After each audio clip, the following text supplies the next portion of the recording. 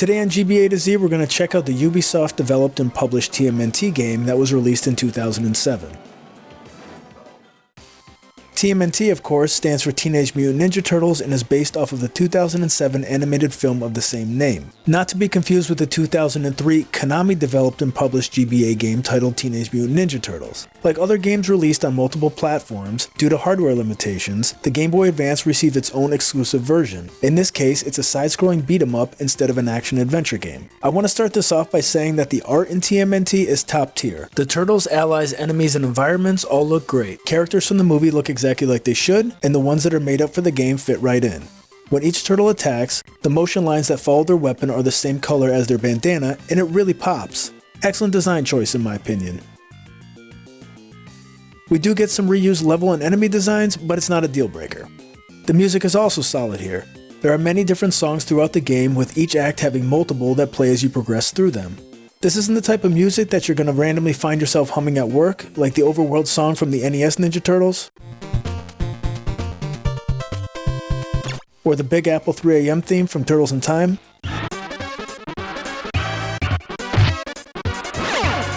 But still, songs like the second area music from Act 5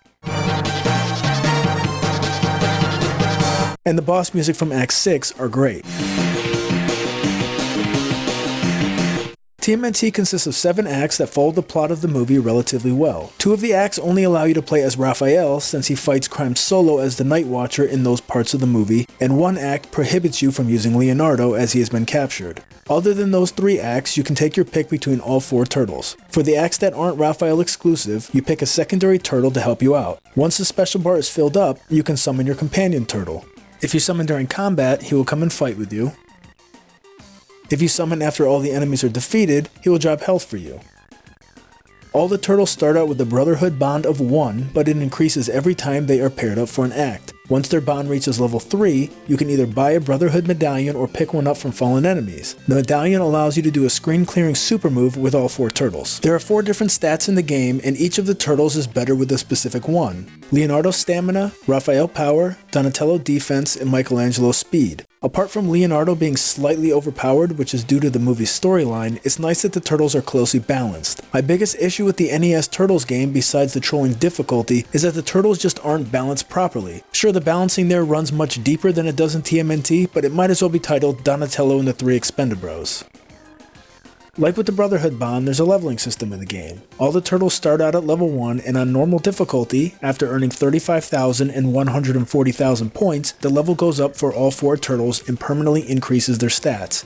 Besides the food and weapons you receive from defeated enemies or by your companion, all other items and upgrades must be purchased. It is important to note that no extra lives can be acquired during an act, and completing one will not replenish your health. Using money earned from the acts, you can purchase items from 3 different shops. The Sports Gear shop sells stat upgrades that can be used one at a time, such as a dumbbell to increase your power level by 1, a jump rope to increase your stamina level by 1, sneakers to increase your speed level by 1, and matching bandanas which builds your co-op meter faster, among others. The Chinese medicine shop sells extra lives, healing items, and items that give you experience points.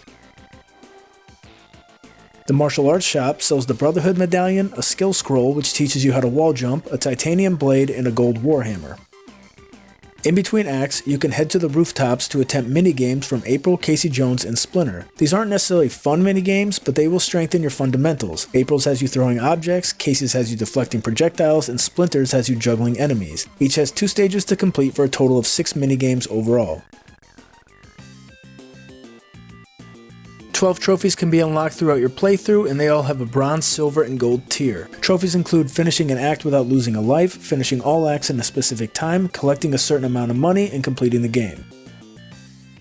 It's not just pizza for everyone in TMNT. Donatello eats sushi, Raphael eats croissants, and Leonardo eats apples. Michelangelo is the only one who actually eats pizza. I'm pretty sure this decision was made because of the breakfast scene in the movie, but I don't remember seeing any sushi, croissants, or apples in the film at all. Since the Game Boy Advance has limited buttons available, TMNT does a good job of utilizing combinations to create different varieties of attack. Do I like TMNT? I do. Do I love it?